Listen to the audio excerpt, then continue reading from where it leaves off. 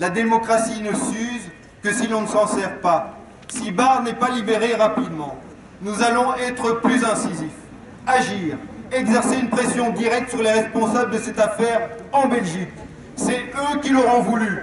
Vous nous pourrissez la vie, eh bien nous, c'est votre campagne électorale qu'on va pourrir.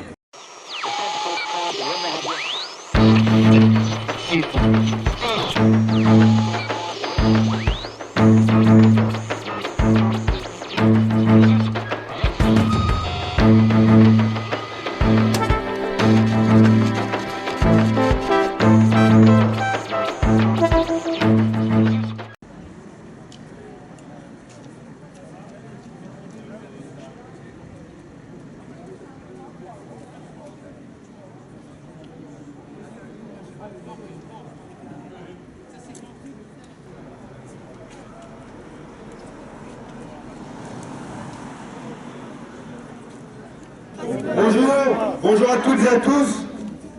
Je vous remercie pour votre présence et pour votre soutien sans faille à Bark İmyongür et à la campagne contre son extradition vers la Turquie.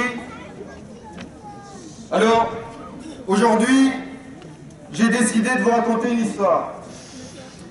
C'est une aventure aux multiples rebondissements que je vais vous conter. J'en suis sincèrement désolé, mais c'est une histoire à tiroir. Les pérégrinations de son personnage principal ont le défaut de tirer en longueur, voire de virer parfois à l'absurde.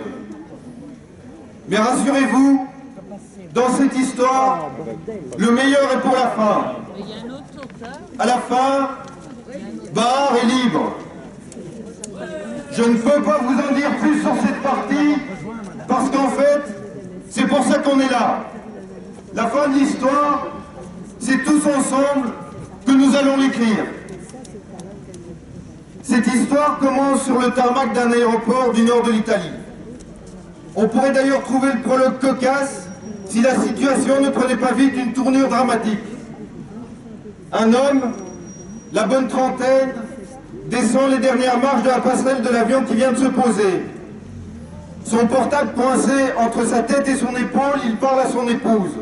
« Oui chérie, le voyage s'est très bien passé. Non, il n'y a pas eu de problème. Oui, tout va bien. » Il raccroche, il lève les yeux, il remarque des hommes devant lui. Il voit des hommes qui l'encerclent. En fait, oui, il y a un problème. Les hommes lui annoncent qu'il est en état d'arrestation. Bergame, le premier chapitre de cette nouvelle aventure dans laquelle Bark İmyongür est embarqué, se décompose en 13 journées. 13 jours que le citoyen belge a consignés dans ses carnets de prison. Pour être honnête, ma cellule est une horreur, avoue notre héros malheureux. On dirait que tous les vents polaires s'y sont donné rendez-vous. La vitre est un plexi irrégulier, recourbé, qui ne tient avec du silicone que d'un seul côté. Un tiers de la vitre manque à l'appel. La partie manquante est couverte de pages de journal collées avec du dentifrice. Pareil pour la salle, la petite salle de douche. Là, il manque carrément une vitre. Une porte métallique tordue sépare les deux pièces. Notre lit superposé est composé de 3 étages. La cellule où je me trouve est une cellule dite d'accueil. Elle n'a pourtant rien d'hospitalier. Il ajoute: ma cellule est un vrai moulin. 4 détenus ont déjà transité en 6 jours. Pour Pinot, comme pour beaucoup de détenus, du fait de mon innocence, de ma libération toute imminente et de ma notoriété qu'ils ont découvert en parcourant les journaux, je représente le monde tant désiré du dehors, une sorte de bouffée d'air libre, l'ami inespéré, le confident, l'assistant social et même l'écrivain public, chez qui on va se plaindre des conditions de détention dans l'espoir que les institutions sachent, s'offusquent et agissent. Pour la centaine de détenus de ma section, précise Barre, même pour ceux que je ne croise jamais dans la cour, je suis devenu il scrittore. Quelqu'un d'attentif l'aura noté dès cet instant. Dans l'affaire... Sabotage. Sabotage. Allô?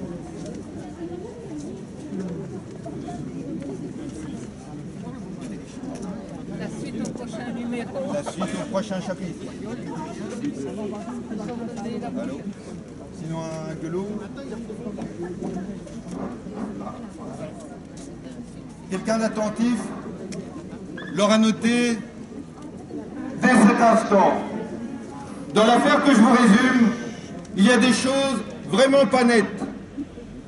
Par exemple, comment se fait-il que des prisonniers comprennent en quelques jours ce que les autorités italiennes semblent incapables de discerner en 3 mois?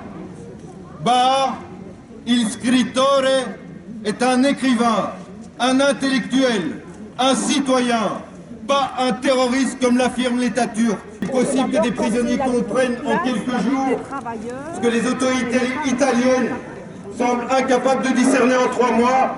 Barre est un écrivain, pas un terroriste. Mais ça, vous le savez, puisqu'en novembre et en décembre dernier, vous étiez déjà venu manifester devant les représentations italiennes à Bruxelles pour demander la libération de Barre Kim Jong-un. Le chapitre qui s'est alors ouvert est bizarre, étrangement long et tortueux. Ce chapitre, on pourrait l'intituler « B le banni ». Il est triste ce chapitre, de plus en plus triste même. Il est bon, Barre est à la mer, c'est l'Italie, mais il est triste. C'est l'hiver et Barre, il est banni. Les semaines s'écoulent, des mois s'enfuient. Pour celui qui l'endure, l'exil forcé dure une éternité. Attention, dans cette partie de l'affaire, le casting, c'est du costaud. La Fédération internationale des ligues des droits de l'homme soutient Barre. Elle regroupe les ligues de 155 pays. Le chef du syndicat de la CNE, son poids, 167 000 affiliés. Vous voulez des noms? Le sénateur Benoît Ellings a effectué un déplacement à Marina di Massa, où Barre est assigné à résidence, pour lui témoigner de sa solidarité. En Italie, la mère de Carlo Giuliani, ce jeune homme assassiné par la police lors du sommet de Gênes en 2000, est une figure emblématique de la lutte contre la répression politique. Elle est également le premier soutien de Barre dans la péninsule. Vous voulez encore du lourd? Noam Chomsky, le célèbre intellectuel américain, est le parrain de la pétition en sa faveur. Il faut vous rendre compte, les amis, que beaucoup de sentiments mêlés, d'émotions diverses, parfois contradictoires, traversent cette partie de l'histoire. Une fraternité, une solidarité qui s'affirme, comme dans les commentaires laissés par les milliers d'internautes qui signent la pétition pour que cessent les poursuites à son encontre.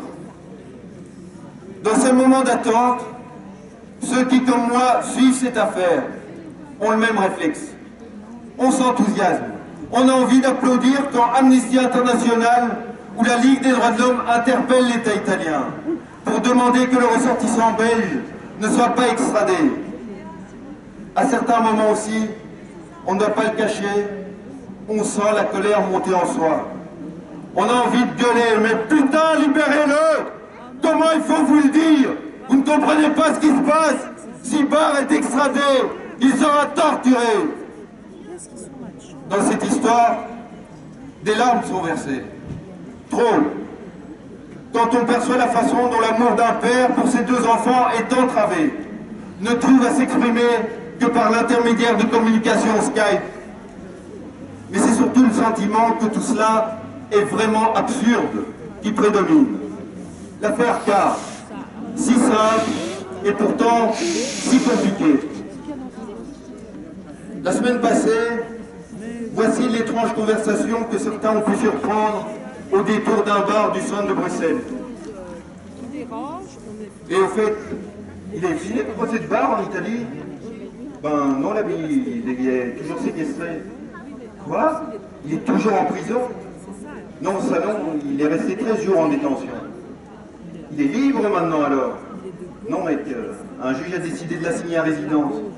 Et ce juge, il compte bientôt le juger? Non, il ne va pas le juger. Il devait fixer une audience, mais le dossier est en fait entre les mains du ministre de la Justice. Ah, et ce ministre, il va bientôt le libérer? Non. Quoi? Les charges contre lui sont si sérieuses? Mais non mon frère, tu le sais, le dossier il est aussi vite que nos poches. Donc, tu me confirmes que le ministre peut donner l'ordre de le libérer? Ben non, parce qu'il n'y a plus de ministre en Italie. Le gouvernement a démissionné. Ah bon? Mais j'y pense, en fait, Barre, il est quand même belge. La Belgique, elle peut pas se bouger un peu pour le sortir de là? Non, l'État belge ne veut rien faire. Il dit faire confiance à l'Italie. Attends, il y a quelque chose qui tourne pas rond. Tu viens de me dire que du côté de l'Italie, tout est bloqué.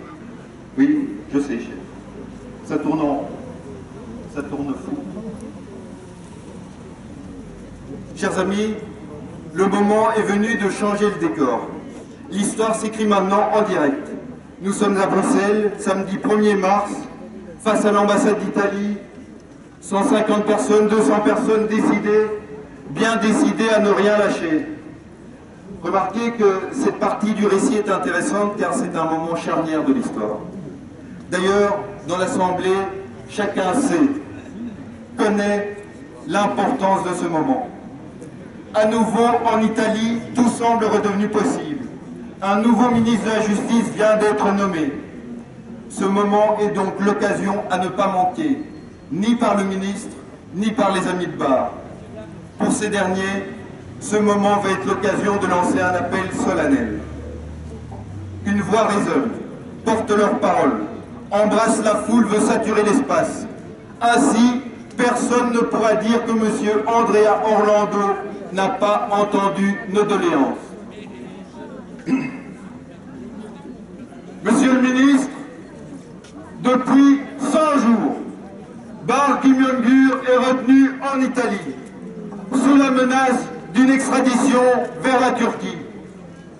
Les accusations portées par l'État turc à son encontre ont toutes été jugées sans fondement par les tribunaux belges et par la justice hollandaise. Dans ces conditions, il est de vos prérogatives de refuser la demande d'Ankara et de mettre fin à la situation intolérable, kafkaïenne vécue par le citoyen belge. Amnesty International, des dizaines d'associations, des centaines de personnalités, des milliers de citoyens s'opposent à cette extradition. Monsieur Andrea Orlando, je joins ma voix à celle de ces milliers de personnes. Je vous lance aujourd'hui un appel solennel. J'en appelle à votre bon sens, à votre sens de la justice. Un seul mot de votre part suffirait à faire libérer Barr Kimyongur et à mettre un terme aux poursuites intentées contre lui en Italie. Monsieur Orlando, je vous demande d'agir immédiatement. Quand la voix s'interrompt, le silence. Déchirant le silence, un slogan bien vite scandé par tous les manifestants présents, avec force et conviction. Liberté pour Barr! Liberté pour Barr! Liberté pour Barr! Liberté pour Barr! Liberté pour Barr Liberté pour Barr! Liberté pour Barr! Liberté pour Barr! Liberté pour Barr! Liberté pour Barr! Liberté pour Barr! Liberté pour Barr! Liberté pour Barr! Liberté pour Barr! Liberté pour Barr! Liberté pour Barr! Liberté pour Barr! Liberté pour Barr! Liberté. L'épilogue de cette histoire. Tout le monde, à part les électeurs de l'AKP, le rêve ainsi. On est lundi matin. Le ministre Orlando vient d'entrer dans son nouveau bureau. Il lit le résumé des infos du week-end que lui a consciencieusement rédigé un assistant. En bonne place parmi les points abordés figure le cas Kimyongur. Une affaire qui semble mobiliser des énergies dans différents pays d'Europe, note le ministre. Intrigué, il se rappelle qu'on lui en a déjà parlé. Il saisit le dossier rangé sur l'une de ses étagères, il l'ouvre, le parcourt. Ça va vite, il feuilletait quelques pages qu'il contient. Il en dégage des éléments essentiels, c'est tout. Il referme le dossier, prend son téléphone, 1 heure plus tard, Bahar est libéré. Mesdames, Messieurs, il est temps de vous faire un aveu. Je suis un peu là. Pour tout dire, fatigué de vous raconter des histoires, toujours la même histoire, des variations sur le même thème. Mais qu'est-ce que c'est que cette histoire? Depuis 2005, depuis 9 ans, je vous ai présenté cette affaire sous toutes ses coutures. On a développé des arguments rationnels. On s'est penché sur les faits. Le dossier turc à l'encontre de Kim Jong-un est vide. Les autorités turques veulent casser Bahar simplement parce qu'ils les critiquent. On a aussi tenté de convaincre du bien fondé de notre cause en mobilisant la force du nombre. Des milliers de personnes se sont déjà manifestées dans cette affaire en faveur du citoyen belge. On a même avancé l'argument d'autorité.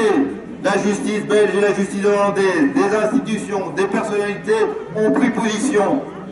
Mais jusqu'à présent, rien n'y fait. Les droits de l'homme, c'est donc réservé au code et au manuel scolaire. Mais qu'est-ce qu'on doit faire? La prochaine fois, je dois venir en chantant. Bah, où t'es? Je sais pas. Qu'est-ce qu'on doit dire pour faire entendre raison aux autorités concernées par le dossier? Où est la liberté d'expression? Ça ne cessera jamais, cette persécution. 100 jours. 100 jours, ça suffit. Notre patience a des limites. Et la date limite, c'était 100 jours. Aujourd'hui, on a assez patienté. La patience est devenue une vertu périmée. Chers amis, si à nouveau, si cette fois encore, notre appel n'est pas entendu, force sera de constater que la raison et le bon sens n'ont rien à faire dans cette affaire. Que ce soit donc clair pour tout le monde. Si notre appel n'a pas l'effet escompté, nous en tirerons toutes les conclusions non violentes qui s'imposent. Et pour sensibiliser le ministre italien de la justice au sort réservé à Bahar Kim Jong-un, nous prendrons de nouvelles dispositions. Si l'Italie ne répond pas à notre appel, nous serons comme une petite pierre dans la botte qui interfère et dont ils ne sauront se défaire. Car il n'y a aucune raison que la vie de la famille Kim Jong-un soit seule empoisonnée par cette affaire. Forte des expériences douloureuses dont je viens de vous parler succinctement, l'épouse de Bahar, Denise, a décidé de se rendre la semaine prochaine en Italie pour avoir une entrevue avec Andrea Orlando. Je vous demande d'accueillir Denise comme il se doit. Elle va vous expliquer le sens et les détails de la démarche qu'elle va entreprendre.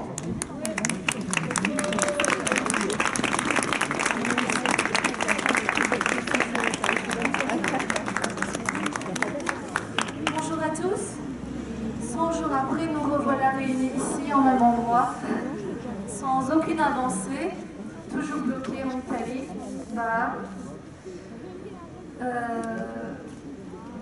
Depuis 100 jours, j'essaye de contacter différentes personnes, différentes institutions, et partout on me raconte la même chose. On me dit que la Turquie est connue. La Turquie est connue. La Turquie est connue pour son harcèlement envers ses opposants politiques, avec ses signalements Interpol. Donc mener la vie dure à ses opposants, de manière à les épuiser financièrement, moralement, de cette manière. Ça marche d'une manière parce que voilà, 100 jours sans papa, c'est difficile. Pour deux petits poux de 3 et 5 ans, c'est difficile à comprendre. Mais alors comment comprendre que des États européens collaborent avec un gouvernement mafieux?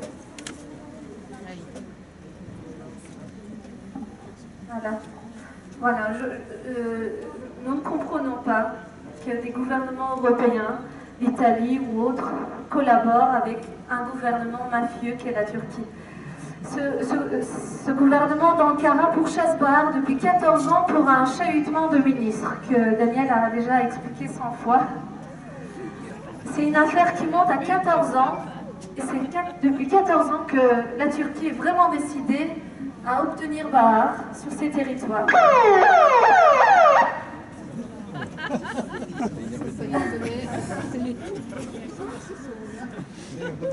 La Turquie est la plus grande prison des journalistes au monde. La Turquie, il y a 2800 étudiants dans les prisons turques actuellement. Hier encore, Erdogan a parlé d'eux en étant des terroristes, les étudiants protestataires.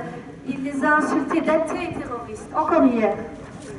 Erdogan, pour dissimuler ses activités mafieuses de son gouvernement, il a déplacé 5000 policiers, 1000 magistrats en quelques mois. Et c'est ce gouvernement qui pourchasse Bahar depuis 14 ans pour le juger. Oui, c'est l'incompréhension pour nous, mais c'est aussi là, 3 mois de patience. Comme disait Daniel, on ne va plus patienter. Mardi, Nidal Chayan et moi partons pour Rome, pas pour Marina di Massa, où il est surveillé en résidence, mais à Rome, pour rencontrer le ministre ou quelqu'un de son cabinet pour nous faire entendre. Et cette fois-ci, on est décidé. On est décidé à ne pas revenir d'Italie sans papa. Je voudrais juste dire une chose, c'est que si Bahar est extradé, il sera remis, il sera... Vous demandez de prendre place sur les trottoirs. Oui, voilà, on apprend déjà gentiment. Oui. Nous aussi, gentiment. Il sera remis à une justice contrôlée par la mafia. Une dernière chose, il y a... S'il vous plaît. Hier, nous un avons... petit peu comme ça, mais prenez place sur les trottoirs. Allô? Hier, nous avons reçu une lettre d'Interpol. Interpol nous apprend qu'ils se sont réunis le 30 janvier pour prendre une décision sur la demande de Bahar. Bahar avait demandé il y a 5 mois d'être effacé de la liste de ce signalement. Et donc Interpol nous apprend que le 30 janvier, ils ont décidé de bloquer son signalement provisoirement parce qu'ils admettent qu'il y a des doutes et donc ils vont faire des recherches. Donc on apprend qu'un mois après, on l'apprend qu'Interpol a bloqué ce signalement. Mais alors, comment comprendre que même si Interpol est en doute, que l'Italie retient ce dossier, prend Bahar en otage depuis 100 jours. Donc j'irai en Italie mardi avec cette lettre, avec cette nouvelle, et je demanderai qu'on rende notre papa et rentre en Belgique avec lui. Merci encore d'être là.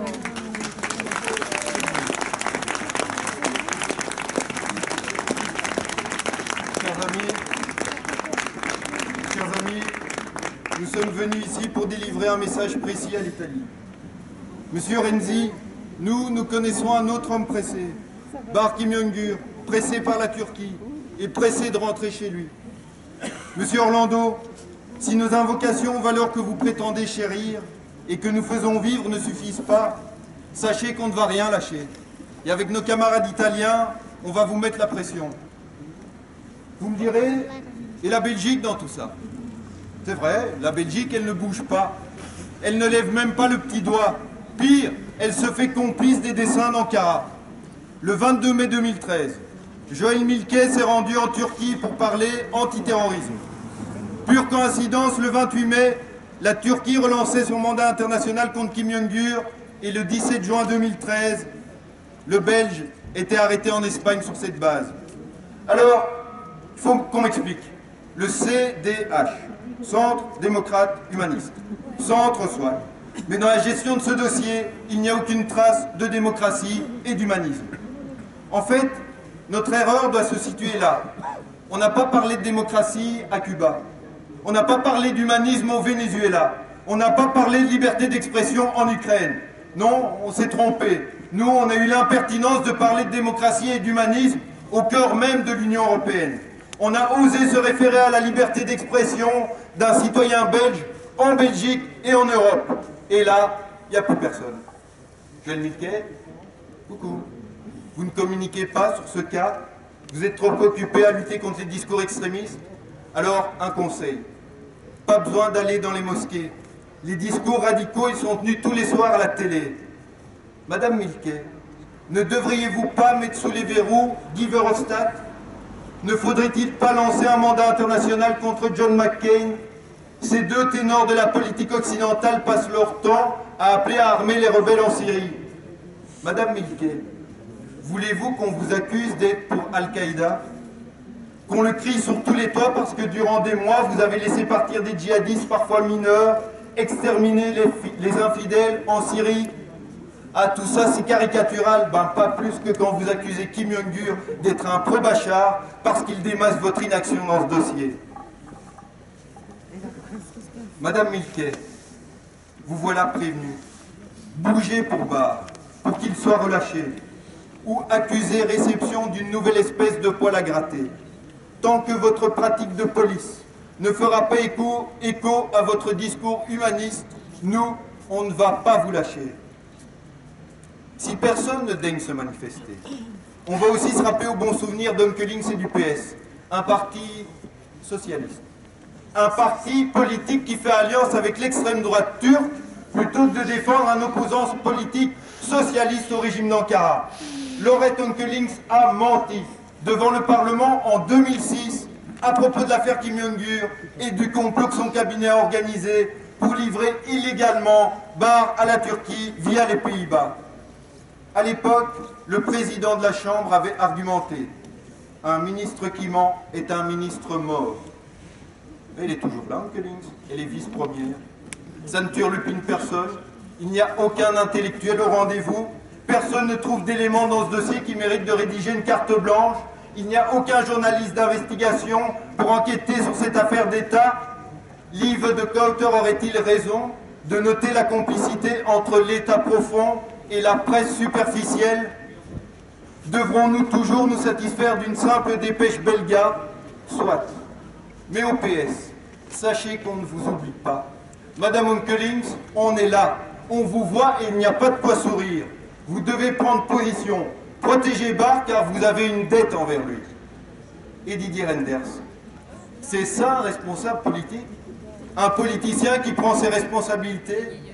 Fin janvier, le ministre des Affaires étrangères a rencontré Tayyip Erdogan à Bruxelles. Didier Reynders a évoqué avec le Premier ministre turc le cas Kim Jong-un. Reynders, nous, on n'a rien à reprocher à Kim Jong-un. Erdogan, Kim Jong-un est sur notre liste de terroristes. C'est tout? Ben oui, c'est tout. C'est tout le courage politique dont peut faire preuve notre ministre. Un libéral plus attaché à la liberté en Iran qu'en Europe. Et Didier, ding dong! Didier, c'est le moment de se réveiller. Sinon, monsieur le ministre, ne doutez pas que c'est nous, les triple F, tous ceux qui sont fichés, fâchés, fauchés, qui allons sans attendre les élections vous sonner les cloches. Dan Van Ramdong, le secrétaire général de la Fédération internationale des droits de l'homme, est indigné par l'affaire Kim Jong-un. Que nos politiciens, dit-il, n'aient pas encore compris que la question de la liberté d'expression est essentielle, constitue un véritable scandale. Ou ils sont bêtes, ou ils ont un autre agenda. Reynders, Milquet, Onkelings, ou ils sont bêtes, ou ils ont un autre agenda. Restons sur la seconde option pour l'instant. Que faut-il en conclure? Que les droits de l'homme, pour eux, c'est juste un vernis? Moi, je vous le dis. La démocratie ne s'use que si l'on ne s'en sert pas. Si Barr n'est pas libéré rapidement, nous allons être plus incisifs, agir, exercer une pression directe sur les responsables de cette affaire en Belgique. C'est eux qui l'auront voulu. Vous nous pourrissez la vie, eh bien nous, c'est votre campagne électorale qu'on va pourrir.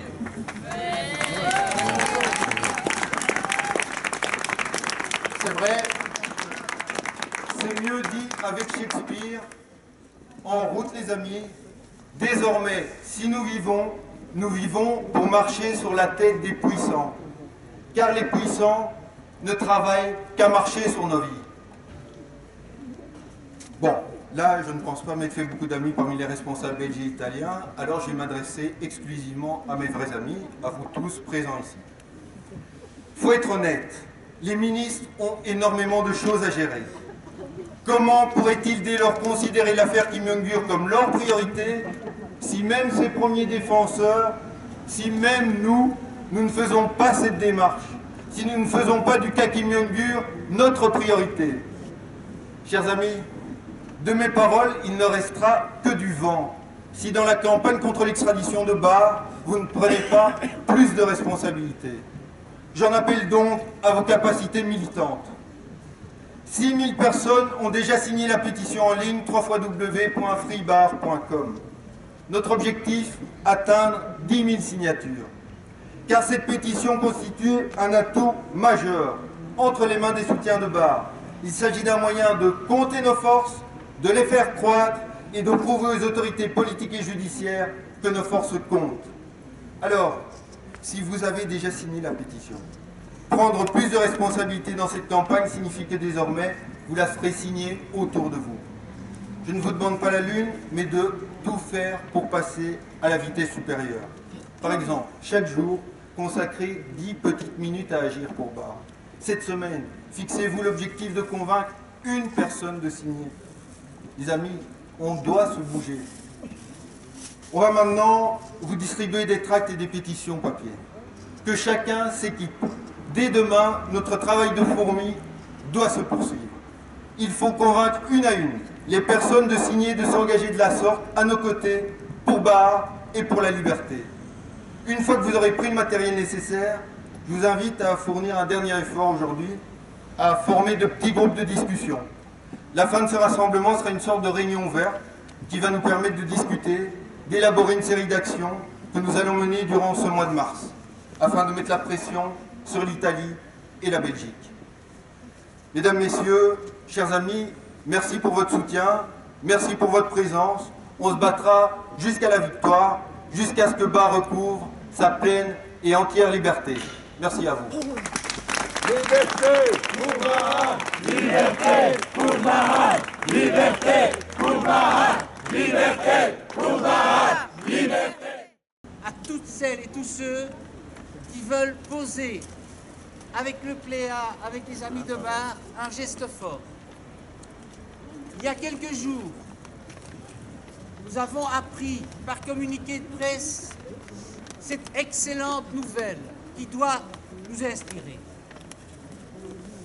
Je vais vous lire ce communiqué de presse de 12 lignes.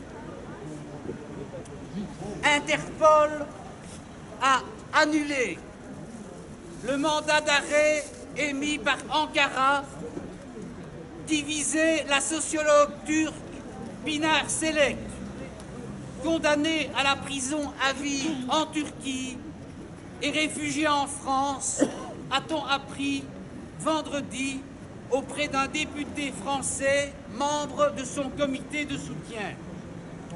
Voilà ce qu'il dit, ce député. La commission de contrôle d'Interpol a annulé le mandat d'arrêt international qui avait été émis par Ankara et supprimé Pinar Selek de ses fichiers, a indiqué le député du Parti socialiste français du Bas-Rhin, Philippe Wies. Il se référait à une information officielle du ministère français de l'Intérieur. Il ajoute: la sociologue retrouve sa liberté de mouvement au sein des quelques 190 pays membres d'Interpol, à l'exception de la Turquie, où elle reste poursuivie. La suite du combat, dit ce député socialiste, c'est son acquittement en Turquie. Voilà maintenant le commentaire de l'agence de presse. Pinar Selek a été condamné en janvier 2013 à la prison à vie par la Cour pénale d'Istanbul, alors qu'elle avait été acquittée à 3 reprises auparavant. La sociologue qui réside à Strasbourg a réagi avec satisfaction à la levée de son mandat. Pinar Selek a été condamné pour participation à un attentat à l'explosif contre un site touristique d'Istanbul qui avait fait 7 morts en 1998. Incarcérée peu après, elle a été impliquée dans cette affaire pour avoir refusé de donner à la police turque les noms des rebelles kurdes qu'elle avait rencontrés dans le cadre de ses recherches universitaires. Elle avait été libérée en l'an 2000 à la suite de la publication d'un rapport attribuant l'explosion en question à une fuite de gaz. Elle a quitté la Turquie en 2009 et obtenu en février 2013 l'asile politique en France.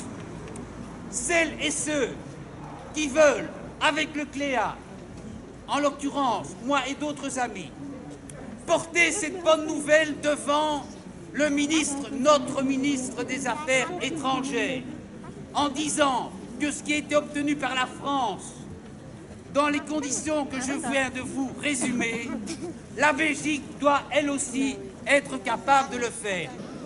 Nos responsables politiques belges parlent toujours de la liberté d'expression et des droits de l'homme. Je considère que ce sont des phrases et du blabla, parce que je vois le cas concret d'un citoyen belge qui s'appelle Barki Miongur, qui maintenant a été en prison et est retenu en exil depuis 100 jours, loin de ses 2 petits garçons, simplement parce qu'il a utilisé sa liberté d'expression pour critiquer le régime de M. Erdogan et pour critiquer dans le livre Syriana les manœuvres de M. Erdogan qui ont des dégâts épouvantables en Syrie. Et je considère que des gens comme les ministres Renders, Milke et tout le gouvernement, en fait, sont d'une hypocrisie totale en refusant de défendre les citoyens belges contre le régime mafieux de leur ami Erdogan. Bonjour Bahar, nous parlons assez régulièrement au téléphone. Nous espérons en tout cas te voir ici avec nous très prochainement. Tes enfants te réclament beaucoup. Encore Chayanne avant-hier me disait tiens, à l'école j'ai entendu une chanson qui disait Papa où t'es. Ça m'a quasi fait pleurer. Voilà, ils ont besoin de toi, on a besoin de toi, les amis, où que j'aille, tout le monde parle de toi et tout le monde a envie de te voir ici parmi nous. Donc voilà, on se battra de toute façon jusqu'au bout. Et ici on était là nombreux aujourd'hui. Merci, on t'attend en tout cas le plus vite.